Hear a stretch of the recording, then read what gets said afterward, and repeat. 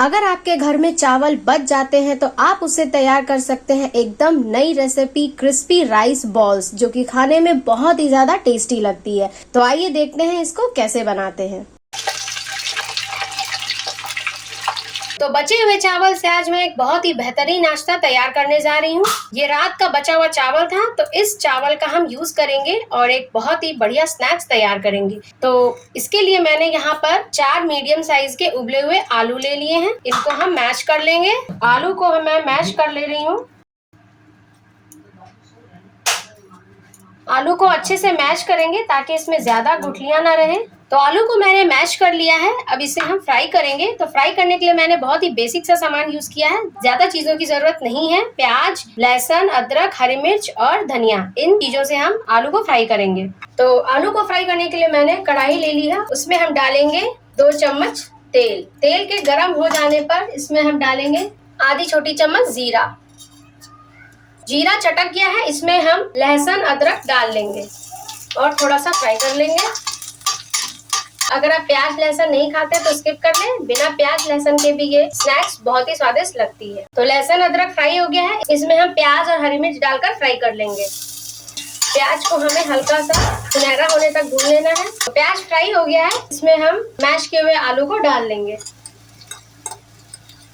आलू को हम 2 मिनट के लिए फ्राई कर लेंगे। आलू की अच्छे से भुनाई कर लेनी है।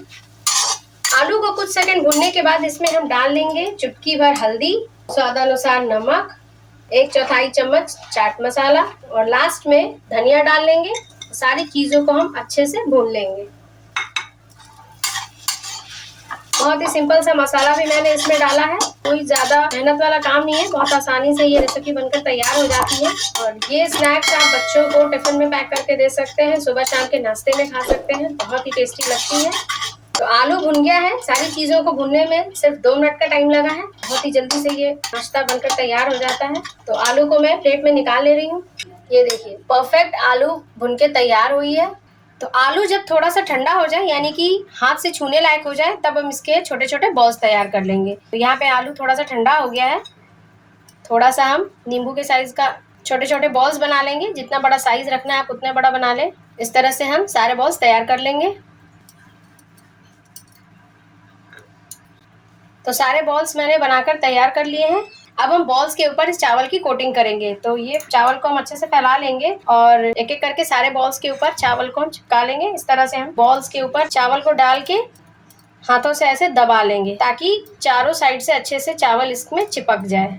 और फ्राई करने के बाद ये चावल खुले नहीं। ये देखिए, तो एक बॉल तैयार हो गया है। इसी तरह से हम बाकी सारे बॉल्स को तैयार कर लेंगे।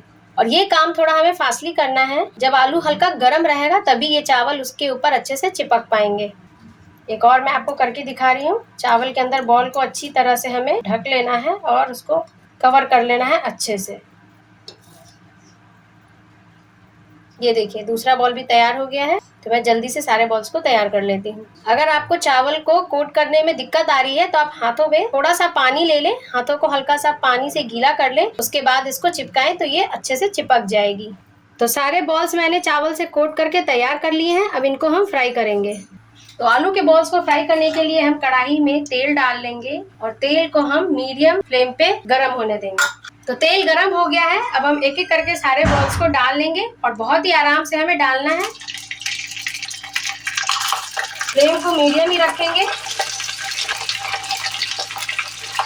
और अभी हम इसे नहीं पलटेंगे, थोड़ा सा इसे फ्राई होने देंगे। उसके बाद हम इसको पलट के तल लेंगे। बहुत ही आराम से हमें इसे चलाना है।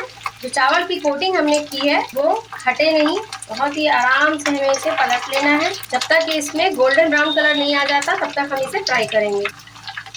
ये देखिए थोड़ा सा इसमें गोल्डन कलर आ गया है। थोड़ा हम 2 मिनट के लिए और इसे फ्राई कर लेंगे, उसके बाद हम इसको निकाल लेंगे। तो सारे बॉल्स फ्राई हो गए हैं। आप देख पा रहे होंगे इसमें बहुत अच्छा कलर आ गया है। अब मैं गैस को बंद कर ले रही हूँ और इसे निकाल ले रही हूँ।